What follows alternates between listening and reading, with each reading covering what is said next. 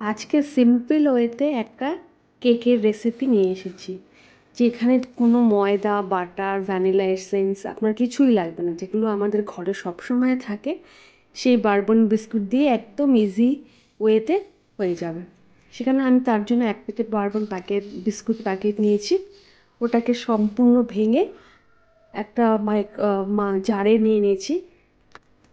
সম্পূর্ণ ওটাকে ডাস্ট করে নিয়েছি মিক্সার গ্রাইন্ডে। দেখুন পুরো ডাস্ট হয়ে গেছে। এবার এটার সাথে সিম্পল ওয়েতে একটু দুধ মিশিয়ে নিয়েছি। দুধ মিশিয়ে এটাকে আমি পুরো গ্রাইন্ড করে নেব একদম। আপনি চাইলে হ্যান্ড গ্রাইন্ডার দিয়েও হাতে করতে পারেন। আমি এটাতে একদম পুরো গ্রাইন্ড করে একদম সিম্পল ওয়েতে পুরো গ্রাইন্ড করে নিচ্ছি। দেখুন, তার জন্য আপনাকে butter, vanilla essence, cocoa powder কিচ্ছু লাগবে না, যেগুলো আমাদের ঘরে সবসময়ই থাকে। সবার ঘরেই মোটামুটি বিস্কুট, দুধ থাকেই। তাতে আমাদের এক্সট্রা কিছু আর অ্যাড করতে হচ্ছে না। সবসময় তো আর সম্ভব না সব কিছু দিয়ে করা। সিম্পল ওয়েতে, একদম ইজি ওয়েতে আমি এটাকে পুরো গ্রাইন্ড করে নিলাম। দেখুন, তার সাথে অ্যাড করে নিলাম একটুখানি ইনুটা দিলে কি হয়, কেকটা খুব বাউন্সি হয় আর দেখতেও বেশ খুব ভালো লাগে। পুরো গ্রাইন্ড করার পরে আমি এটাকে দেখুন পুরো গ্রাইন্ড হয়ে গেছে একদম। তারপরে আমি এই ব্যাটারটাকে কেক পটের উপরে একটু তেল লাগিয়ে নিলাম। আপনি চাইলে বাটারও লাগাতে পারেন, আমি বাটার লাগাইনি, তেল লাগিয়ে নিলাম সুন্দর মতন পুরোটা। তেল লাগানোর পরে আমি আগেই একটা বাটার পেপার কেটে রেখেছিলাম। তারপরে বাটার পেপারটা অ্যাড করে দিলাম। আপনার কাছে যদি বাটার পেপার নাও থাকে, আপনি ঘরের হোয়াইট পেপারও এখানে অ্যাড করতে পারেন।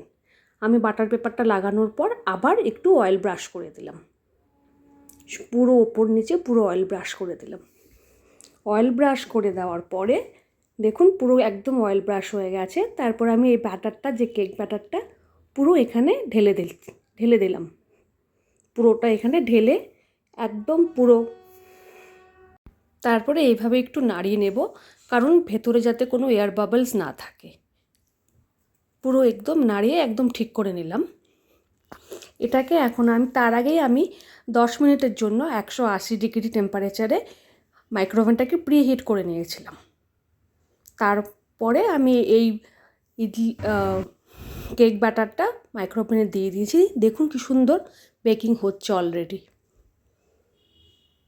আমার কেক বেক পুরো হয়ে গেছে। আমি মাঝখানে একবার খুলে টুথপিক দিয়ে দেখেও নিয়েছিলাম, একদম রেডি। তারপরে আমি কেটে ঠিক করে নিয়েছি। পিসগুলো সেরকম হয়নি কাটাটা। ধন্যবাদ।